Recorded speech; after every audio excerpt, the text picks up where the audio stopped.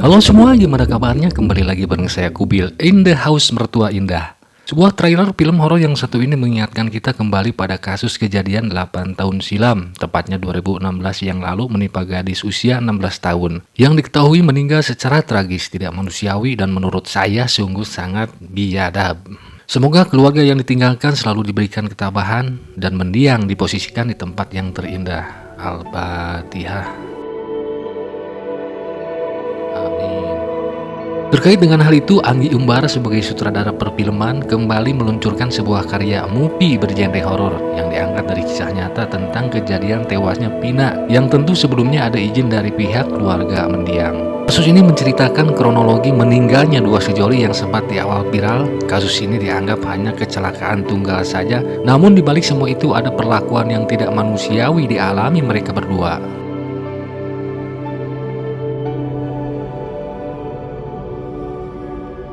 Kedua mayat yang ditemukan di Jalan Layang Desa Kepompongan Talun Cirebon merupakan korban kecelakaan. Dalam kisah cuplikan film ini, sebelum tragedi kejadian, Pina merupakan anak keempat dari 3 bersaudara.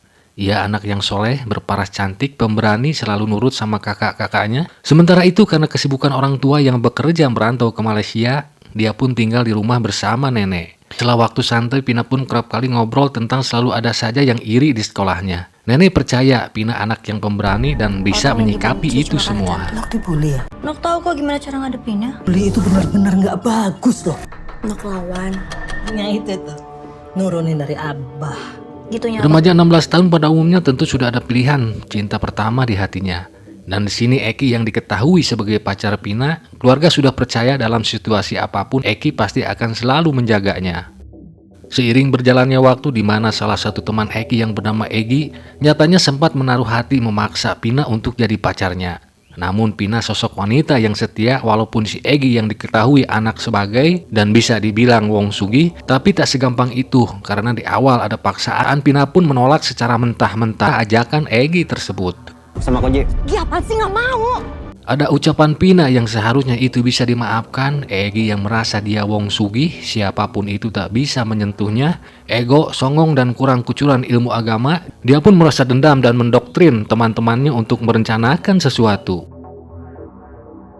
Hingga di suatu hari ketika Pina bersama sang pacar berboncengan jalan-jalan sekedar mencari angin, tiba-tiba genggong gerombolan motor, yaitu geng motor yang sudah mengawasi sedari tadi, dari belakang mengejar mereka berdua. Di lain tempat di waktu bersamaan, hal ini pun membuat firasat nenek tidak enak. Khawatir kepada sang cucu yang sempat minta uang 50.000 dan izin hanya untuk sekedar jalan keluar ngabaso bersama pacarnya. Makin meresahkan loh, Bah. Di awal Pina dan Eki tidak menaruh curiga sama sekali. Namun dari suara knalpot motor yang beber-betan, mereka menyadari geng motor tersebut mau mencelakainya. Sempat menghindar dan berusaha kabur, namun Tuhan berkehendak lain. Mereka berdua digebuk dari belakang. Tak hanya sampai di situ, Pina yang sudah tidak berdaya, genggong memperlakukannya dengan tidak senonoh, hingga mereka pun merenggut nyawanya dengan cara tidak manusiawi.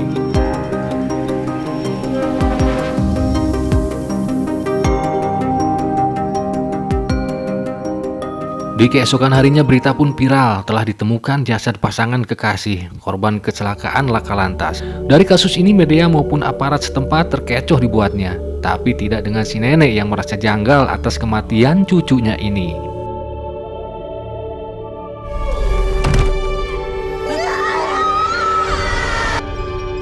Ada yang belum aku cerita ke Abah soal Vina. Ada luka-luka yang gak wajar, Bah. Waktu berlalu, hari pun berganti, kita diperlihatkan kepada si Egi yang sempat dikaburkan. Dia terus dihantui rasa bersalah dan dibayang-bayangi sosok arwah orang yang sudah dia celakai. Mungkin ini adalah jin korin yang mengawal manusia semasa hidup, tapi sayang tidak suka uang.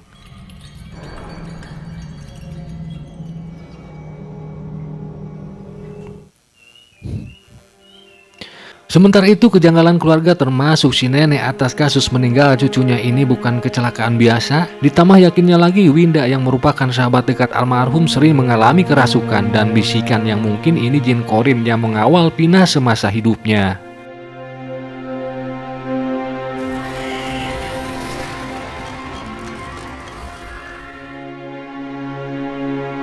Dari hal itu pihak aparat tuh menggali lebih dalam tentang kasus ini dan akhirnya atas kerja keras bersama dan bukti-bukti yang terkumpul, fik ini adalah kasus pembunuhan berencana.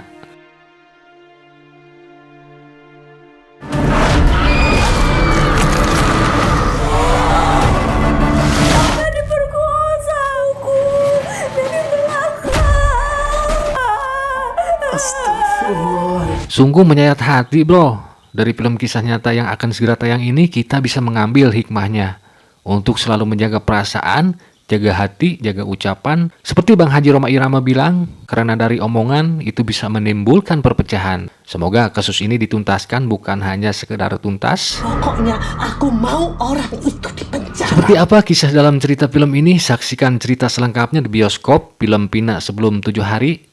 Dibintangi oleh aktor-aktor ternama tanah air, dan kemudian juga kembali menggandeng Naila, Denny Purnama yang merupakan pemeran dalam film Sisa Neraka, dan juga ada artis senior favorit saya, Ibu Lydia Kandou, yang berperan sebagai nenek. Semoga selalu diberikan keberkahan dan kesehatan untuk semuanya.